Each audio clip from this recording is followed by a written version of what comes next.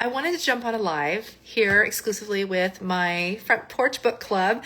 I have loved all the things that we have been sharing the past couple of weeks with just, getting to know each of you guys better. And I love reading all your replies. If you haven't figured it out yet, because I know these things are tricky, if you hold one of my messages down, like if I ask a question and you hold the message down, it will then say reply to message, and then that's how you reply. I know it's kind of like not an obvious thing. You have to figure out how to hold it down and stuff. So again, we're all learning together because I don't really know as well with these channels how they work, but I'm learning as I go.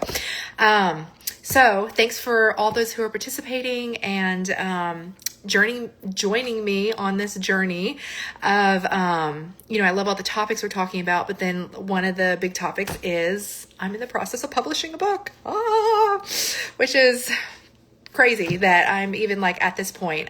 In the past, I actually was a journalism major. I actually have experience in publishing a magazine about 20 years ago. And then I did photojournalism with wedding photography. And I have published ebooks along the way, things that were just available for digital reading. But this is the first time that I'm actually turning this into something that I'm going to hold in my hands and something that I'm so just pouring my heart into to produce. And I can't wait for you to hold it in your hands. And as I shared in a couple posts back, so I shared that my book is about chickens, but it's not really about chickens. But you go, okay, how could that be? So it is in the simplest form, it's a beginner's guide to raising chickens, but as the tagline says, it is actually, I have to refer to it, simple steps to raise chickens, collect fresh eggs, and create a slower, more beautiful life at home. So it's also about how chickens were the gateway to helping me realize the life I was living wasn't really the life I wanted to be living, and how it helped me to start striving towards creating a more simpler, more beautiful life at home. And so I'm sitting here now, my proofing stages of doing it, because I have this like notebook here where I've printed out my entire book and I am now going through like an editor and I'm proofing it and trying to find any typos or mistakes or anything like that. And as I was proofing chapter 1 today, this is what I wanted to share with you. I was reading it and I was going, I just want to share this with my Front Porch Book Club because I feel like chapter 1 really tells a lot of the heart behind my book, and I wanted to do like an author reading to read it to you guys and share this behind the scenes sneak peek. So I hope you like it, and I'm going to begin now. So also just to show you, so like this is what I did where I print out like here's the cute photo of chicks, and then here's like where it begins kind of a thing. And then also this is the next page, and then this is the next page, and that's what I'm going to read you. These were my babies, my first babies, which you're going to learn about right here. Okay, so I don't know how these author readings go, but I'm just going to roll with it and pretend that we are sitting on my front porch, even though we were really sitting at my desk in my bedroom with my bed unmade. I know you've seen the pretty pictures of it in my feed, but reality, I didn't make my bed today because I've been working hard between trying to homeschool the kids in the morning and then trying to finish editing my book so I can get the proofs sent off to Amazon, and then Amazon can send me the proof and I can do one more round of editing, and then hopefully I can choose the pre-order date after that I can let you guys know about. And I just thank you so much for being here and being a support while I just chase this big, wild, crazy dream. So, all right, chapter 1. The simple life I didn't know I was craving. And also I do plan to also make this into a book that you can listen to on Audible, because that's how I honestly read a lot of books with being a busy mom. I have to listen to things as I'm like putting laundry up and stuff like that. But for now, it's just going to be a hardcover. And I think too, it's going to be an ebook if you have like Kindle or something like that. And then I hope the next phase of it is I can sit down long enough to actually create the audiobook. But for now, here's my audiobook of chapter 1. Okay, chapter 1, the simple life I didn't know I was craving. From the outside, my life looked picture perfect. We lived in a beautifully manicured neighborhood tucked inside an HOA where every lawn was trimmed just right and every home felt polished and everything quietly whispered, "This is what success looks like." It's the kind of place where people work toward, the kind of place you feel proud to say you live in. And if I'm being honest, for a while, I believed it too. We didn't end up there by accident. We chose that neighborhood on purpose. It represented something to us: stability, achievement, arrival. It felt like stepping into the life we thought we were supposed to want, the life that said, "You've made it."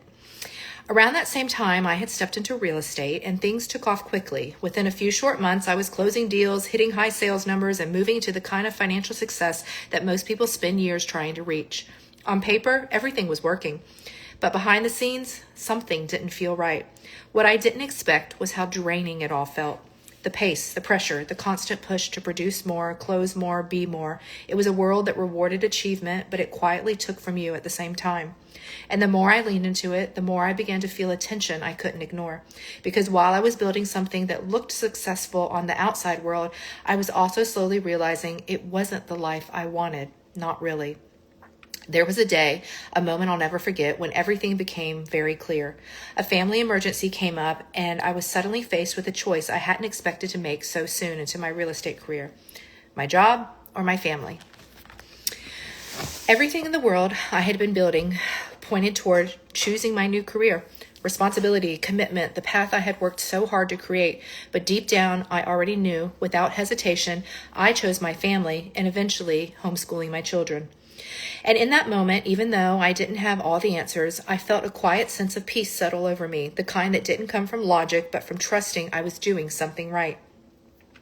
In that decision, something shifted inside of me, because while it felt like I was walking away from something successful, it also felt like I was stepping towards something that actually mattered. That moment didn't just change my schedule, it changed my perspective. It made me realize that the life I had been chasing, the one that looked so good from the outside, wasn't built around what mattered most to me. And once you see that clearly, you can't unsee it. At the exact same time, the world around us began to shift. When COVID hit, everything changed almost overnight. Conversations became divided, opinions became louder, and everywhere I looked, there seemed to be a different version of the truth depending on who you asked. It was confusing, it was overwhelming, and more than anything, it stirred something deep inside of me, a kind of awareness I hadn't felt before, a question I couldn't shake. What does it actually mean to protect my family? Not just physically, but spiritually, emotionally, and in the way we were choosing to live our everyday lives. For the first time, I began thinking differently about the way we were living, and about how dependent we were on the government and systems we didn't fully understand, such as our food supply. About how disconnected we had become from the very things that sustain life, food, land, rhythm, simplicity. These were the very things that my dad's side of the family once relied on in the generations before him to survive in parts of lower Alabama down to rural Panhandle, Florida, raising their own vegetables and tending to backyard chickens as a way of life. I can still remember being 3 or 4 years old during a trip to see my dad's side of the family in the country of a one-light town, taking a bath in a stainless steel tin tub set right in the middle of my Meemaw's vegetable garden, because in the country, well, that's just what kids did, with chickens wandering freely around me. And somewhere along the way, that kind of life, the simple, grounded, deeply connected kind, had quietly slipped away when my parents decided to move to the big city where they raised me. As an adult, while part of me longed to pack up everything, move to wide open land, and start completely over, the reality was that kind of change felt impossible at the time.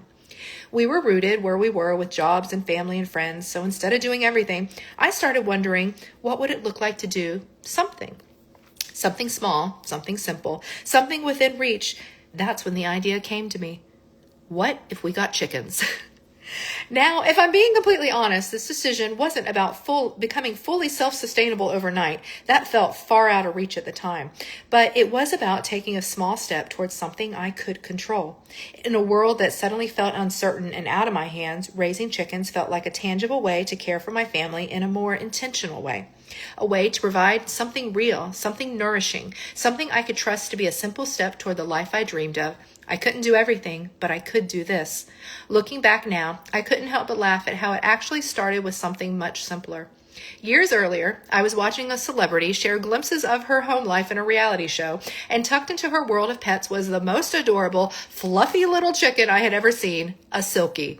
It didn't even look real, more like a tiny cloud with feet wandering around like it belonged right inside the house. I remember thinking at the time, that is the cutest thing I've ever seen. I need one in the future.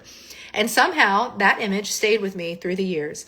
So when this quiet pull toward a different kind of life began to grow inside of me, that memory resurfaced. Before I knew it, I wasn't researching acreage or homesteading. I was searching for one single fluffy, silky chicken. Just one. I found a local breeder, made the drive across town, and brought home the sweetest little 12-week-old bird I named Dixie. I remember feeling so excited bringing her home, like I was stepping into something new and different, but still very manageable, safe, simple. But what I didn't know was that chickens were never meant to be alone. That first night, Dixie cried and cried and cried. It wasn't a soft, occasional sound. It was constant, lonely, the kind of cry a baby chick makes to alert its mother hen that something is not right. I remember calling my mom the next day, explaining what was happening, and she gently said something that stopped me in my tracks. You can't just have one chicken. They're designed to be part of a flock. I had no idea. Later that next day, I found myself back at the same breeder, paying the high premium to bring home 2 more Silkies, her sister, Blanche, and Dottie. And just like that, without even realizing it, I had entered the world of what chicken owners lovingly call chicken math. Because what chicken owners quickly begin to learn is that what starts as just one somehow never stays that way. Looking back now, it makes me smile. At that time, I thought I was simply bringing home a cute little pet for my backyard, something fun for the kids, something small, something simple, but what I didn't realize was what started as one small, fluffy decision became the beginning of a slower, more intentional life. It was the beginning of a deeper connection to what truly matters, a life I didn't know I had been craving all along, the kind of life that looking back now, I can see God was gently leading me toward all along. Built for community. Don't make the same mistake I did. Chickens are not meant to be only children. They are deeply social animals, created with a natural rhythm that depends on the presence of a flock. Chickens thrive on companionship. They eat together, sleep together, explore together, dust bathe side by side, and even find comfort in simply being near one another. They know when it comes to protecting each other that they are stronger in numbers than on their own. When a chicken is alone, it doesn't just get lonely in the way that we think of it. It can actually become stressed, anxious, and more vulnerable to illness. A flock provides safety, warmth, and a sense of order through their natural pecking hierarchy. It's how they feel secure in the world. Even just 2 or 3 chickens can completely change their quality of life. You'll notice more natural behaviors, more confidence, and honestly, more joy. They weren't meant to do life alone, and truthfully, neither were we. So that's the end of chapter 1. And I have my cute little pictures of this was Blanche and this was Dixie. And then this was the day that I turned 1 chicken into 3 chickens. You can see 3 separate heads there. But anyways, thank you so much for being here with me. I would love to hear what you think of the first chapter. And yeah, I can't believe this is like all becoming a reality. You know, when I was a little girl, there was a poster that I had hanging in my room that said, before the reality comes the dream. And so I just want to encourage you guys that whatever dream you've got in your heart that just feels impossible. I was listening to something recently that said, if you've got a dream so big that it makes you laugh the way Sarah in the Bible laughed when the angel told her she was going to get pregnant at 90 with Isaac. She named him Isaac because that means laughter. If you have a dream like that that's in your heart that just makes you laugh and go, ha ha ha, that could never happen. I just want to encourage you that it could, because look what's happening.